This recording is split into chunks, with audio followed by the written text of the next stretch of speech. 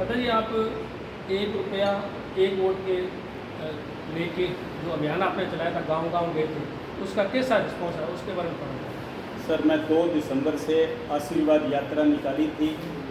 यहाँ की जनता की भावनाओं के अनुरूप कि आज तक जितने भी जनप्रतिनिधि संगरिया टीपी से आए हैं, चंद गिने चुने घरों में जा कर के और पूरे गांव को वहाँ पे इकट्ठा करके और वोट बैंक की राजनीति की है। मैंने घर घर पे जाके ईच एंड एवरी वोटर से मैं डायरेक्ट कनेक्ट हुआ हूँ और जनता का मुझे भरपूर आशीर्वाद मिला, भरपूर समर्थन मिला।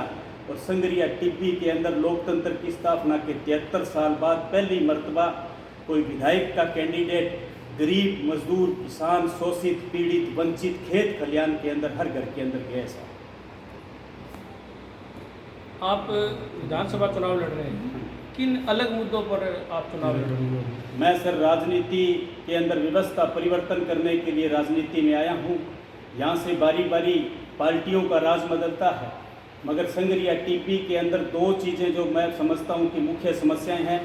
वोट बैंक की राजनीति के कारण कोई भी लीडर इनके ऊपर बोलने के लिए तैयार नहीं है।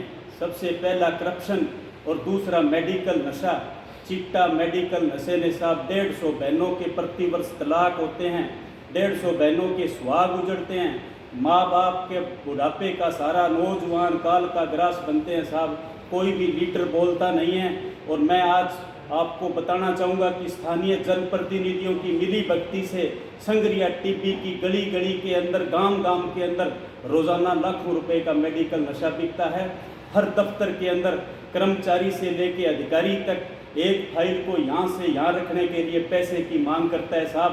गरीब, किसान, मजदूर की मेहनत की कमाई का पैसा ये भ्रष्ट अफसर और जनप्रतिनिधियों की मिली भगती से ये डकारने का काम कर रहे हैं साहब। ये 2 चीज़ों के अंदर मैं सुधार करूंगा। तीसरा मेरा मुख्य मुद्दा रहेगा सर गुड गवर्नेंस का। पार्टियां केवल नारे देती हैं कि सुशासन लाएंगे, मगर गरीबों को पैसे के लिए और कोई भी कर्मचारी अधिकारी टाइमली लोगों को सीट पे नहीं मिलता है।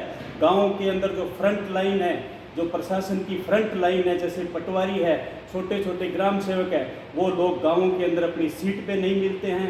गांव के लोगों को तेल जलाते हैं सर, कभी संगरिया भागते हैं, कभी हनुमानगढ़ भागते हैं। इन चीज़ों को लेकर के मैं 3 मुख्य एजेंडे के ऊपर काम करने के लिए राजनीति के अंदर आया हूँ सर। एक अकेला आदमी कैसे व्यवस्था परिवर्तन कर देगा? सर, एक अकेला निकला है सुरेंद्र खड्डा। महात्मा गांधी जी भी तो अकेले निकले थे, पूरा देश उनके साथ लगा था। अकेला व्यक्ति जब निकलता है, उसका इरादा नेक होता है तो कारबार जुटता जाता है सर। आज प्रत्येक गांव, प्रत्येक गली के अंदर सुरेंद्र खड्डा पैदा हो गए और आने वाले समय के अंदर पूरे प्रदेश की राजनीति बदलने का हम प्रयास करेंगे। आप एक की बात करते हो, हम पूरे प्रदेश के अंदर सुरेंद्र खड्डा पैदा कर देंगे। किसी भी पार्टी ने आपसे संपर्क किया?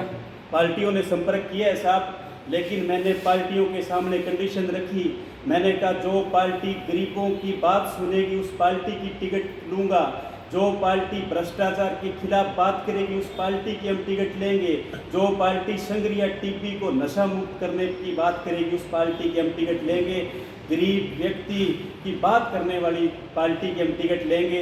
हमारी पूरी जनता की भावनाओं के अनुरूप हम इसका निर्णय लेंगे साहब। अकेले ने मैंने कोई पार्टी का निर्णय नहीं लिया। इस पार्टी की चुनाव लड़ाई मैं sir as a independent candidate Monday को नॉमिनेशन फाइल कर रहे हैं। आप सभी इनवाइटेड हो और संगरिया टीपी की तमाम खेत खलियान में बैठे हुए लोगों से, गांव के लोगों से मैं विनम्र निवेदन कर रहा हूं आपके माध्यम से कि सब लोग मंडे को पहुंचें। सुबह 10 बजे संगरिया धर्मशाला के अंदर, शिवबाड़ी धर्मशाला, वहाँ पे हम सभा होगी और 11-12 बजे के करीब हम nomination file as a independent candidate करेंगे सर, मंडे को 6 नवंबर। वर्तमान कांग्रेस सरकार, प्रदेश सरकार के बारे में और केंद्र सरकार बीजेपी की जो है उसके बारे में आपका क्या कहना है?